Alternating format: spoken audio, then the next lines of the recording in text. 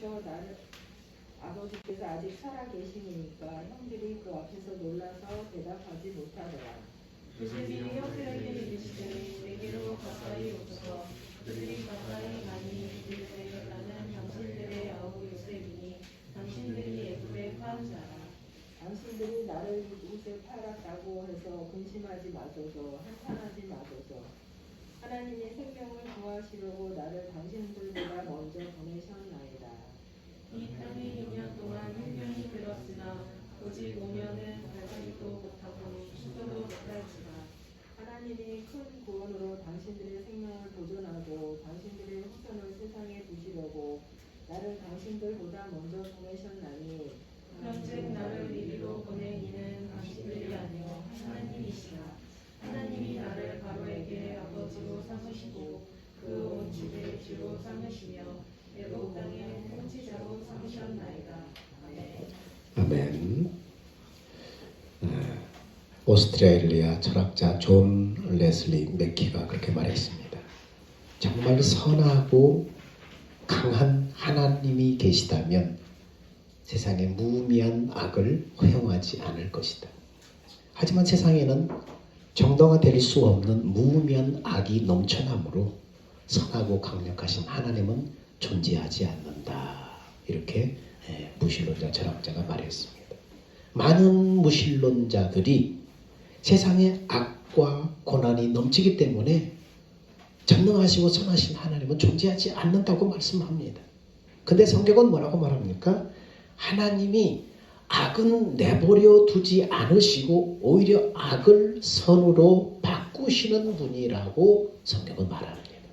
하나님은 악과 고통을 허용하시지만 그것을 통해서 하나님의 선하신 목적을 이루어 가신다는 것입니다.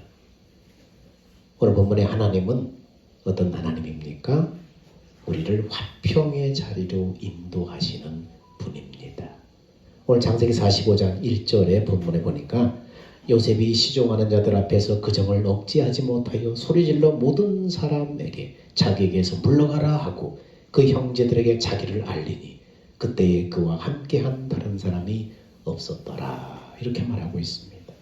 요셉이 형제들 앞에서 자신이 요셉이라는 것을 숨기려고 했어요. 근데 끝내 그 감정을 억제하지 못하고 내가 바로 당신들의 동생 요셉입니다 라고 그것을 알렸습니다. 그러면 요셉이 그동안 자신을 숨기고 감정을 억제하다가 이렇게 감정을 터뜨려버리게 된 계기가 무엇인가? 그것은 오늘 본문 앞에 나오는 44장의 내용 때문이었습니다. 창세기 41장에 보면 가나안 땅의 가뭄이 극심해서 야곱의 가문은 애굽의 양식을 구하러 아들들을 애굽으로 내려보냅니다. 양식을 사러 온 야곱의 아들들을 애굽의 총리가 된 동생이 애굽의 총리가 된 동생 요셉을 몰라보지만은 요셉은 한눈에 자기 형제들인 것을 알아봅니다. 그러나 자신을 숨깁니다. 그리고 양식을 사러 온 그 야곱의 아들들 자기 형제들을 너희가 애굽을 정탐하러 온 정탐꾼이다라는 눈명을 씌워서 옥에 가둬버렸습니다. 그러자 그들의 무죄에 대한 해명을 하다가 자기 아버지 얘기 그리고 아버지와 함께 있는 막내 동생 얘기 그리고 어릴 때 짐승에 물려가서 죽은 도용생 요셉 얘기 등 집안 얘기를 하다가 그렇습니다. 이렇게 듯이 우리는 책자가 아니라 양식을 구하러 온 사람들입니다 라고 자기의 정직을 해명을 했습니다. 그러자 요셉은 모든 사실을 다 알고 있지만은 휘치미를 뚝 떼고 그러면 내가 양식을 줄 테니까 너희 중 한 사람만 여기 볼모로 잡혀있고 나머지는 고향으로 돌아가서 우선 가족들의 기근 굶주림을 우선 면하고 너희가 말한 막내 동생 그것이 진짜인지 데려와 봐라. 그러면 내가 너희 진실함을 믿어줄 것이다. 그렇게 말하는 거예요. 그래서 형제 중에서 시므온이 대신 볼모로 잡혀있고 나머지 형들은 양식을 가지고 다시 가나안 땅으로 돌아갔습니다. 가나안 땅에 돌아와서 이 사실을 아버지 야곱에게 얘기하니까 야곱이 울며 불며 난리를 합니다.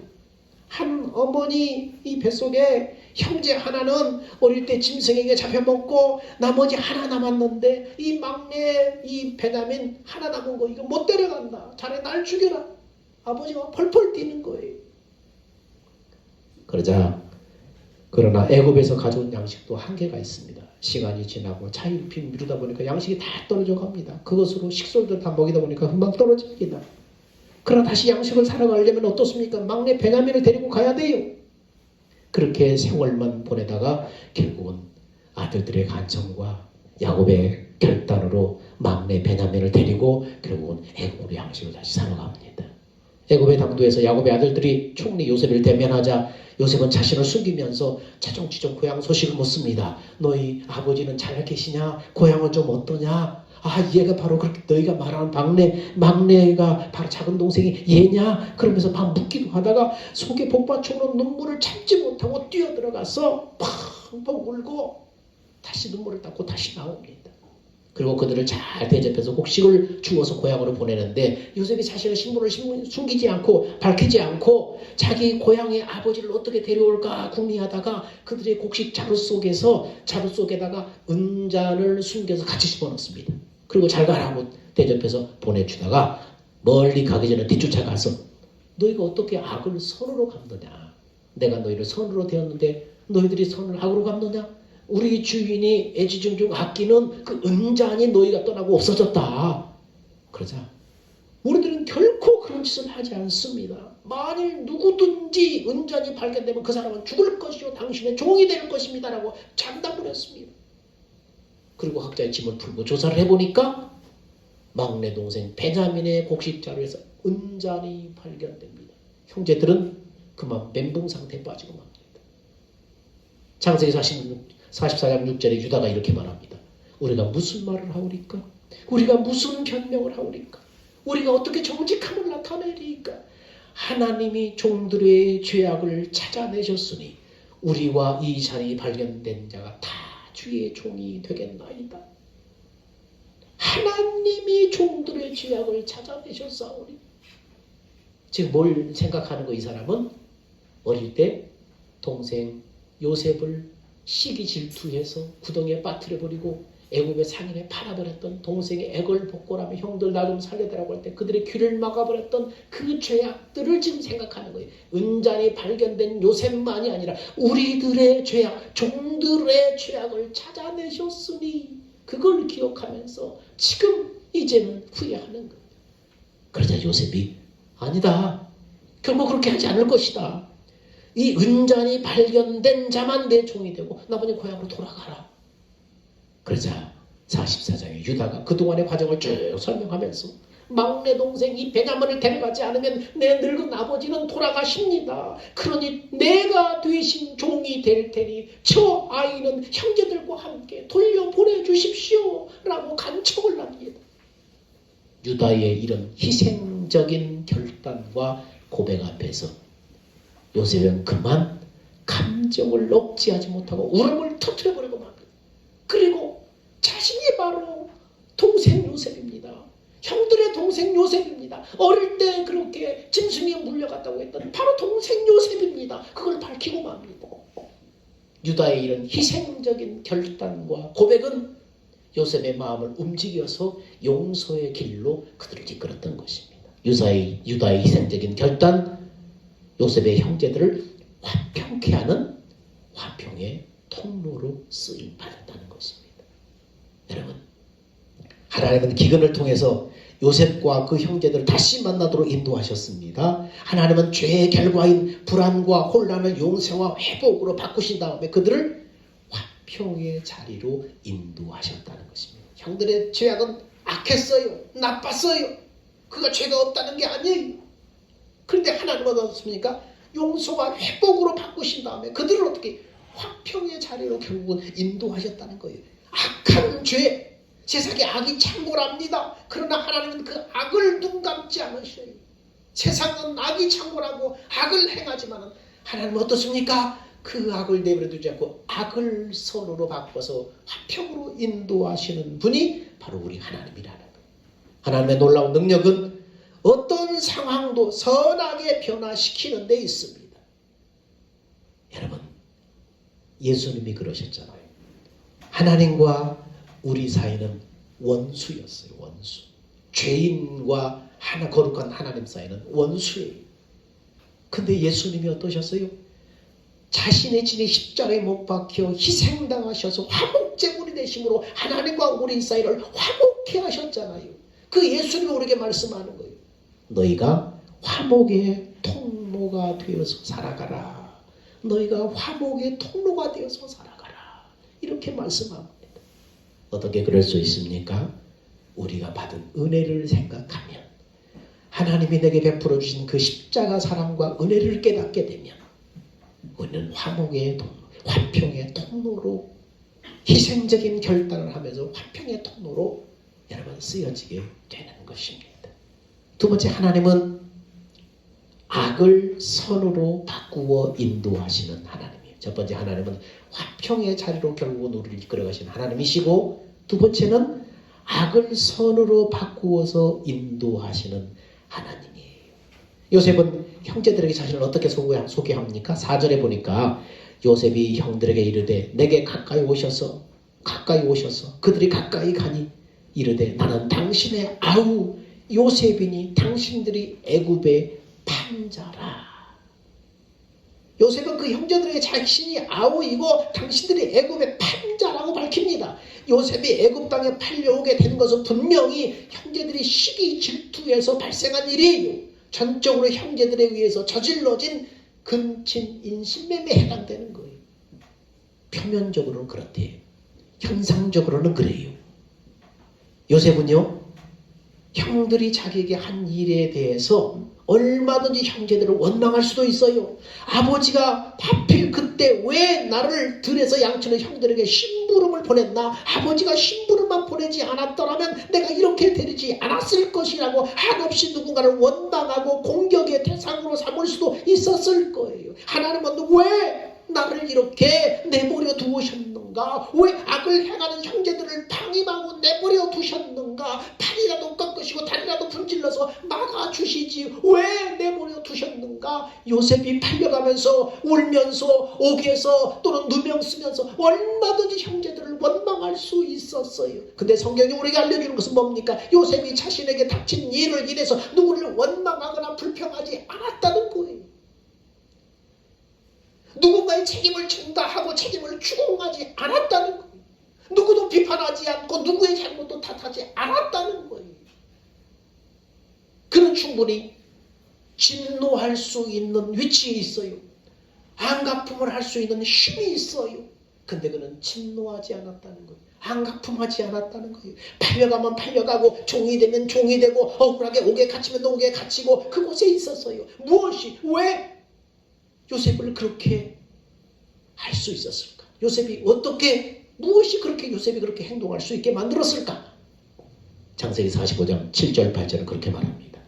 하나님이 큰 구원으로 당신들의 생명을 보존하고 당신들의 후손을 세상에 두시려고 나를 당신들보다 먼저 보내셨나니 그런즉 나를 이리로 보낸 이는 당신들이 아니요 하나님이시라. 이렇게 고백합니다. 요셉이 가해자인 형제들을 용서하고 화해할 수 있었던 것은 자신이 겪은 모든 일과 사건 속에 하나님의 섭리를 발견했기 때문이에요. 늘 표면적이고 현상적인 것이 다가 아니라는 사실이에요. 우리 눈에 보여지는 것이 다가 아니라는 거예요. 보이지 않는 이면적인 것으로 보면 그 사건 속에 놀라운 하나님의 계획이 있다는 거예요. 근데 우리 어떻게 해요? 보여지는 것, 표면적인 것, 이게 단 줄 알아요. 형들도 이 사실을 몰랐어요. 요셉도 처음에는 몰랐어요. 그러나 요셉이 분명히 깨달은 것은 자기가 애굽에 온 것은 우연이 아니다. 하나님의 놀라운 계획 속에서 내가 애굽에 오게 된 것이다. 이 놀라운 섭리를 깨닫게 된 거예요.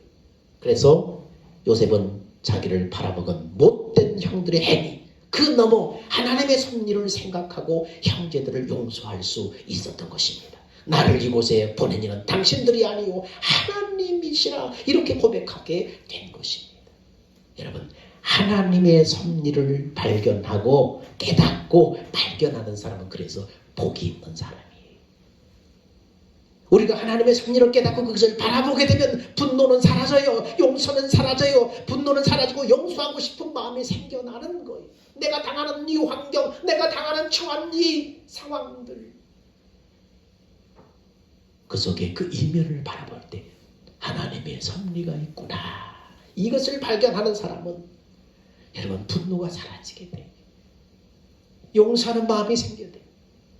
당신들이 판 것이 아니라 나를 이리로 보낸 것은 하나님이십니다. 하나님의 섭리를 발견하게 된 것이, 우리의 삶 속에서 하나님의 손길을 발견하게 될 때에 우리는 남에게 진노하지 않고 안갚음하지 않을 수 있어요. 그러므로 우리의 눈을 단순히 우리 앞에 벌어진 일과 사람에게만 초점을 맞춰서는 안 돼요. 더 크게 눈을 뜨고 벌어지는 일과 사람 그 배후의 역사는 하나님의 섭리와 계획을 생각하고 볼 줄 알아야 돼요. 그래야 쓸데없는 분노, 원망, 미움, 이것을 넘어서 더 큰 사랑, 또 더 큰 일에 쓰임받을 수 있게 되는 것입니다. 여러분, 사람들 간에 오해가 생길 때 어떻게 그 사람을 이해하고 용서하게 돼요? 상대방의 입장에서 상대방의 마음을 헤아리는 거예요. 상대방의 입장에서 상대방의 마음을 생각해보고 헤아려보는 거예요. 하나님 앞에서도 그래요. 우리 인생길에 이해할 수 없는 사건과 사람 앞에 하나님의 섭리와 손길을 깨닫는 것은 뭡니까? 인간을 사랑하시고 독생자를 내어주기까지 우리를 사랑하시는 하나님의 마음을 품고 바라보는 거예요. 그럴 때 이해가 되는 거예요. 인간도 그런데 하물며 하나님께서 어떻게 하나님의 섭리와 하나님의 손길을 이해할 수 있어요? 하나님은 우리를 사랑하시고 당신의 독생자 십자가 죽음에 내어주기까지 나를 사랑하시는 그 하나님의 사랑을 발견하고 그 하나님의 마음을 품고 나를 바라보고 세상을 바라보고 사건을 바라볼 때에 하나님의 계획이 있구나, 하나님의 손길이 있구나, 우리는 그것을 짐작하게 되는 것입니다. 요셉의 형제들은 악을 행했지만 그 악이 하나님의 섭리의 손길을 깨달은 요셉에게 와서는 뭘로 바꿔요? 악이 선으로 바뀌어버려요. 하나님은 악을 선으로 바꾸어 인도하시는 하나님이에요. 로마서 8장 28절에 그래서 뭐라고 말해요? 하나님을 사랑하는 자, 그 뜻대로 부르심을 입은 자들에게는 모든 것이 합력하여 선을 이루느니라. 여러분, 하나님을 사랑하잖아요. 하나님 사랑하셔서 여러분을 부르심 받았잖아요. 그 자녀들에게는 모든 것이 합력해서 결국은 하나님의 선하신 뜻, 그 뜻으로 끌고 가는 거예요. 돌변하는 세상을 살아가는 참된 지혜는 뭡니까? 이처럼 하나님의 인도하심을 붙들고 살아가는 것입니다. 옥스퍼드 대학 진화 생물학 교수이고 무신론자인 리처드 도킨스는 그렇게 말합니다. 매년 지진과 쓰나미와 전염병으로 수십만 명의 사람을 죽게 내버려두는 하나님은 분명 무능하거나 악한 신이 분명하다, 이렇게 소리쳤습니다. 이처럼 우리 주변에는 얼마나 고통스럽고 악한 일들로 인해서 하나님이 과연 살아 계시는가 의문을 갖는 사람이 많아요. 우리는 하나님의 깊은 섭리를 다 이해할 수 없습니다. 오늘 요셉 얘기는 악한 세상 가운데서 하나님이 어떻게 당신의 사랑하는 자들을 인도하시는가를 가르쳐주는 것입니다. 하나님은 때로 우리 인생의 악을 허용하지만 그것을 선으로 바꾸시는 전능하신 하나님, 그 하나님을 여러분 믿으셔야 됩니다. 여러분, 인생의 걸음걸음이 우연이 아닙니다. 하나님이 인도하고 계심을 믿어야 합니다. 당장 눈앞의 것만, 당장 내가 처한 현실만 바라보면 그것은 하나님의 손길을 깨달을 수가 없어요. 그 이면에, 그 배후에 하나님이 우리의 걸음을, 우리 인생길을 인도하고 계심을 믿음으로 순간순간 하나님을 사랑하는 주님의 마음을 품고 생각하고 바라보는, 그렇게 걸어가는 사람이 되어야 하는 것입니다. 그러면 하나님의 선하신 뜻을 조금이나마 깨달을 수 있어요. 하나님 나를 사랑하신다. 얼만큼 사랑하시는가? 자기 사랑하는 독생자를 십자가 죽음에 나 대신 내어주기까지 고통 가운데 절규하시는 그 예수님의 고통의 소리를 외면하시고 가슴을 찢는 하나님, 그 하나님, 그토록 나를 사랑하시는 하나님. 그렇다면 내 인생길 하나님의 뜻대로 부르심받은 하나님을 사랑하는 뜻대로 부름받은 나 분명 하나님이 내 인생을 인도하고 계시는구나. 하나님의 섭리 속에 내 환경 가운데 하나님 나를 끌고 가시는구나 믿어야 하는 것입니다. 하나님은 세 번째 어떤 하나님입니까? 온 세상을 구원으로 인도하시는 하나님이시에요. 요셉 당시의 상황이 어떻습니까? 창세기 45장 6절에 보니까 이 땅에 2년 동안 흉년이 들었으나 아직 5년은 밭가리도 못하고 추수도 못할지라 7년 풍작 후에 2년간 흉년이 들었고 앞으로 남은 5년은 비교할 수 없을 정도로 큰 흉년이 지금 앞으로 남아있다는 것입니다. 요셉은 하나님께서 꿈을 통해 가르쳐 주신 것처럼 7년에 걸친 대흉년이 있을 것이라고 말했습니다. 2년의 흉년은 가나안 땅의 요셉의 가족이 양식을 구하기 위해서 먼 애굽까지 와야 할 정도로 어려움이었다면 앞으로 남은 5년의 계속된 흉년은 얼마나 어렵고 힘들지 우리를 예측하게 해주는 것입니다. 그런데 하나님은 요셉을 통해서 애굽의 식량을 미리 보관하게 해서 7년 흉년 동안 세상을 구원하실 계획을 이미 갖고 계셨던 거예요. 그래서 7절에 하나님의 큰 구원으로 당신의 생명을 보존하고 당신들의 후손을 세상에 두시려고 나를 당신보다 먼저 보내셨나니 이렇게 말합니다. 왜입니까? 왜 하나님이 당신들의 이 형제들의 야곱의 가족들의 형제들의 생명을 보존하고 그 후손들을 보존하려고 왜 먼저 요셉을 애굽으로 보내셨습니까? 뭐 때문입니까? 왜요? 하나님의 약속 때문이에요. 하나님이 약속하셨어요. 창세기 12장 2절에 내가 너로 큰 족을 이루고 내게 복을 주어 내 이름을 창대케 하리니 너는 복의 근원이 될지라. 그들의 조상 믿음의 조상 아브라함에게 이미 하나님이 약속하셨어요. 하나님은 그 약속을 지키시려는 거예요. 왜냐하면 아브라함의 후손을 통해서 하나님이 약속하신 그리스도가 오셔야 되기 때문에 그 오시는 믿음의 족보가 끊어지지 않아야 하기 때문에 당신들의 생명을 보존하고 당신들의 후손의 생명을 보존해야 돼. 그 족보를 타고 그리스도가 오셔서 인류를 구원하시려고 하나님이 약속하셨기 때문에 그 길을 지키려는 거예요. 왜 그래요? 왜 그 약속을 지켜요? 그 약속을 통해서 온 세상 주의 택한 자들을 구원하시기 위해서. 하나님의 마음은 모든 사람이 구원받으며 모든 사람이 생명의 복음 안에 들어오는 것을 원하는 거예요. 그래서 그 약속을 성취하기 위해서 온 세상을 그래서 구원하기 위해서 하나님의 섭리 속에 미리 요셉을 애굽에 보낸 것입니다. 하나님은요 온 세상을 구원으로 인도하시는 분이에요. 아브라함의 약속하신 것처럼 땅의 모든 족속이 이 복을 얻도록 인도하시는 분이에요. 그리고 모든 사람이 다 구원받고 놀라운 진리를 알게 되기를 원하시는 것이 하나님의 마음이에요. 너는 복의 근원이 될지라. 너를 통하여 모든 민족이 복을 받을 것이다. 영생복락의 복입니다. 요셉은 인생에서 수많은 구덩이를 경험하게 됩니다. 먼저 요셉은 아버지의 편애를 받은 것을 시기한 형제들에 의해서 구덩이에 던져집니다. 그리고 보디발의 아내를 희롱했다는 누명을 쓰고 옥에 던져집니다. 도무지 이해할 수 없는 고난과 어려움이 요셉의 인생 가운데 계속돼서 찾아옵니다. 우리의 삶에도 이런 이해할 수 없는 고난과 고통이 찾아올 때가 있다는 거예요. 때로는 경제적인 어려움의 고통에 던져지기도 합니다. 때로는 관계의 어려움의 구덩이에 던져지기도 합니다. 때로는 신앙적인 침체의 구덩이에 던져져 어려움을 겪기도 합니다. 그럴 때 우리는 기억해야 돼요. 하나님께서 요셉과 함께 하신 것처럼 우리와 함께 하신다. 하나님이 요셉과 함께 하셨던 것처럼 나와 함께 하신다. 하나님은 요셉과 함께 하심을 통해서 그 이웃의 소유가 복을 받은 것을 허락하셨고 많은 사람을 구원에 이르게 하셨다. 우리는 요셉의 인생을 통해서 하나님이 나를 통해서도 그 일을 하신다. 우리는 믿어야 돼.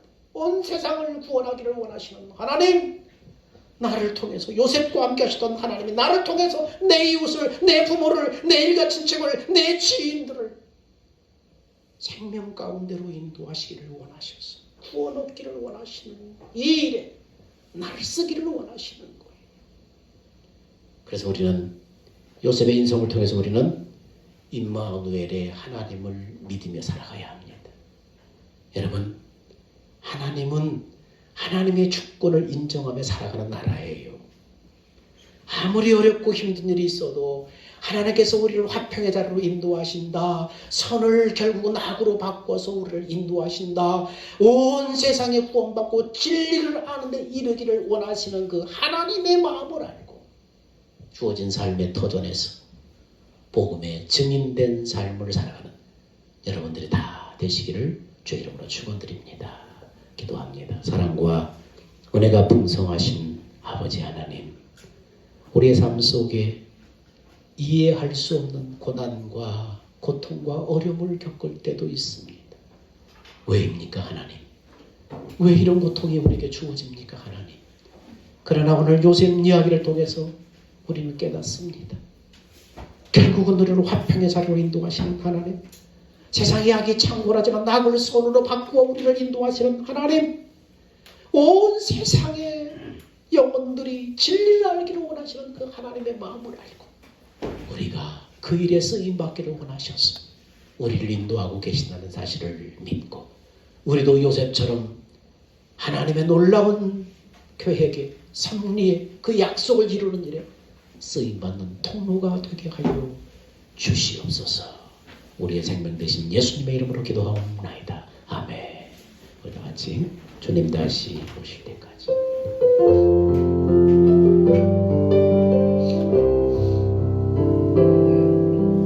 주님 다시 오실 때까지 나는 이 길을 가리라. 좁은 문 좁은 길 나의 십자가 지고 나의 가는 이 길 끝에서 나는 주님을 보리라. 영광의 내 주님 나를 맞아주시리. 주님 다시 오실 때까지 나는 일어나 달려가리라. 주의 영광 온땅 누를게. 나는 일어나 노래하네. 내 사모하는 주에 온 세상 구주시고 내 사모하는 주에 영광의 왕이시라. 이제는 우리 주 예수 그리스도의 은혜와 감당할 수 없는 놀라운 사랑을 부어주시는 하나님의 그 만극하신 사랑과 우리 안에 내주하시고 교통하시고 인도하시는 성령님의 그 내주하심과 인도하심, 우리의 삶 속에 이해할 수 없는 고난과 고통과 환경을 만날 때 요셉처럼 원망하지 않고 화평의 도구로 쓰임받고 하나님의 섭리를 이루는 통로로 쓰임받기를 원하는, 그래서 주님의 마음을 품고 바라봄으로 하나님의 그 손길을 발견하고 하나님 앞에 영광 돌리기 원하는 사랑하는 성도들 머리 위에 그들의 믿음 위에 이제부터 영원 묵도록 함께 있을지어다. 아멘.